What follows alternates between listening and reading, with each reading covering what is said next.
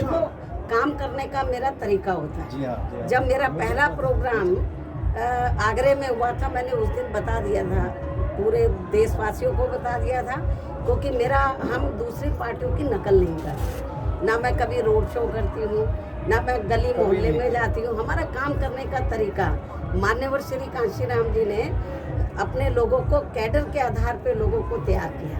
तो हमें दूसरों की नकल नहीं, बल्कि अब तो दूसरी पार्टी के लोग हमारी नकल कर रहे हैं धीरे धीरे, जो ऐसा लग रहा है। तो ऐसा नहीं है, मतलब तो हमारा जो है काम करने का तरीका पूरे साल भर, मैं बताना चाह रही हूँ, ये कोरोना बहुत फैला, पूरे साल भर केवल मैं 2 दिन के लिए, जब मेरी मदर की डेथ हुई थी तब मैं गई थी। पूरे साल भर मैं लखनऊ में रही हूँ और पूरा मैंने मेहनत की है, मतलब, और ज़मीनी तौर पर मैंने वर्कर को समझा है। और इस बार कैंडिडेट का सिलेक्शन भी मैंने सर्व समाज को ध्यान में रखकर, और वो जीतने के बाद लोगों के लिए काम करें, इस सारी चीज़ों का मैं खुद इंटरेस्ट लिया है। इसलिए मैं, और छोटी छोटी मीटिंगें मेरी पूरे साल भर चलती रही हैं।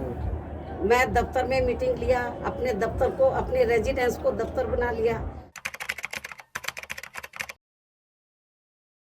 ये तो विरोधी लोग बोल रहे हैं ना, ये जो विरोधी पार्टियां हैं, ये खास तौर से समाजवादी पार्टी, उनका तो इतना बुरा हाल है सपा का जो है। जब मैं पूरे यूपी में गई हूँ, खास तौर से पश्चिमी यूपी में, कुछ एरिया ऐसा है कि जहाँ पर मुस्लिम पॉपुलेशन काफ़ी ज़्यादा है। जहाँ उनका अधिकार बनता था वहाँ तक तो उन्होंने मुसलमानों को टिकट दिए नहीं, मतलब। तो वो तो वैसे ही इनसे बहुत ज़्यादा खफा है, इस बार नाराज़ है, मतलब। लेकिन हमने सर्व समाज को टिकट बंटवारे में भी, हम आपको बताएंगे, जो लोग कह रहे हैं हमने अति पिछड़े वर्गों को, मेरे ख्याल जितने हमने टिकट दिए, किसी भी पार्टी ने इतने टिकट नहीं दिए हैं। अपर कास्ट को भी हमने ठीक अच्छे टिकट दिए हैं, और दूसरा मुस्लिम समाज को भी जो उनकी भागीदारी बनती है उसके हिसाब से हमने उचित प्रतिनिधित्व दिया है।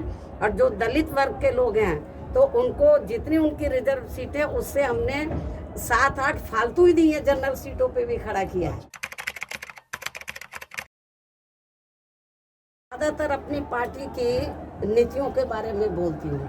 मैं किसी के ऊपर जो है व्यक्तिगत अटैक, मैं चाहे तो आपने देखा हो कांग्रेस हो, सपा हो, उनकी सोच पर, आइडियोलॉजी नहीं, तो अभी इतना तो मैंने बोला है, अभी इतना मैंने बोला है कि बुलडोजर जो गैर मुस्लिम है, तो जो माफिया उनके ऊपर बुलडोजर और हथौड़ा नहीं चलता, ये कम है। इस बार अभी तक जो मेरा पूरा यूपी का दौरा हुआ है, तो मेरी मीटिंगें हुई हैं, बहुत ही लोगों को मीटिंग की जो भीड़ आई है। एक तो क्या होता है कि लोगों को ले आना, लोग भर के ले आते हैं। लोग क्या होते हैं, दूसरी पार्टी के लोग जब कैंडिडेट अपना पैसा लगाते हैं, साधन करते हैं, तब आते हैं। लेकिन हमारी पार्टी के लोग जब लगे बहन जी आ रही है, तो अपने साधनों से खुद चल के आते हैं। ये उन लोगों में जज्बा है, जोश है। और पश्चिमी यूपी में जब पहले और दूसरे चरण में मैं उधर गई, तो बहुत ठंडा मौसम था और बहुत बरसात हो रही थी और कड़ाके की ठंड थी। बल्कि अमरोहा में तो कह दिया था कि बहन जी बहुत ठंडा है, आप बीमार ना हो जाए, तो आप इसको पोस्टपोन कर दें। मैंने बोला नहीं, ऐसे तो बोटिंग वाले दिन मौसम खराब हो सकता है, तो फिर तो लोग कैसे निकलेंगे फिर। तो मैं, खराब भी मौसम रहा, मैं गई और लोगों में बहुत जोश था, मतलब पश्चिमी में भी, पूर्वांचल में भी, अवध में भी, बुंदेलखंड में भी बहुत अच्छा रहा हमारा, क्योंकि लोगों के जोश से मालूम पड़ जाता है ना कि लोग परिवर्तन चाहते हैं। लोग काफ़ी दुखी हैं वर्तमान भाजपा सरकार की जो नीतियां हैं, क्योंकि ये कहते तो बड़ी बड़ी बातें हैं, लेकिन ज़मीन पे भी तो नज़र आना चाहिए ना।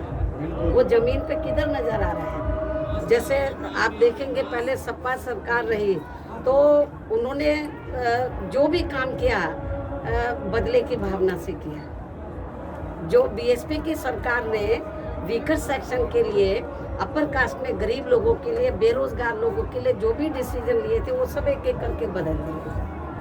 बीजेपी का भी यही है। हम तो सोच रहे थे बीजेपी वाले कि शायद उन फैसलों को ये लोग जो उन्होंने बदल दिए हैं, तो उनको फिर से उन फैसलों को वो मान लेंगे।